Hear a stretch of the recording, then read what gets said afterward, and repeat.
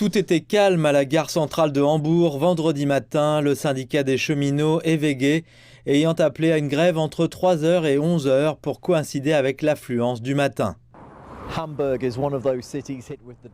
Hambourg est l'une des villes les plus touchées par la grève des trains alors que son aéroport fait l'objet d'un conflit social. Ici, à la gare centrale, la plupart des passagers m'ont dit que bien qu'ils comprennent les raisons des grèves, elles auraient pu se passer sans les perturbations qu'elles ont causées. Je pense que la grève est justifiée, mais elle a beaucoup de conséquences.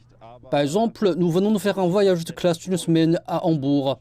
Et maintenant, nous devons complètement reprogrammer notre voyage de retour. La crise de la corona a déjà entraîné des pertes. Puis vient l'inflation. La grève est tout à fait justifiée. Bien sûr, elle nous apporte des difficultés. Nous allons de Hambourg à Münster. Et d'accord, nous acceptons la grève. Mais nous avons juste hâte de rentrer à la maison. Le syndicat des chemins de fer réclame une augmentation de salaire de 12%, soit au moins $710 de plus par mois. Certains passagers touchés par les grèves ne sont pas aussi compréhensifs. Ça craint.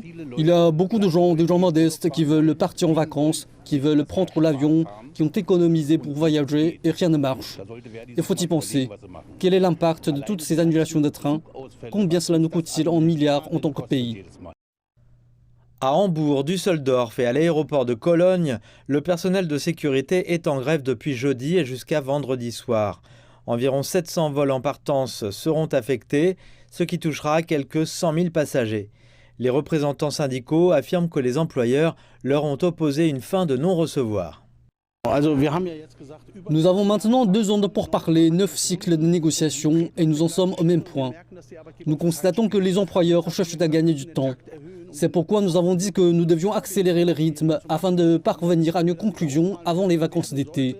Car je ne veux pas imaginer ce qui se passera si nous poursuivons ce conflit pendant les vacances d'été.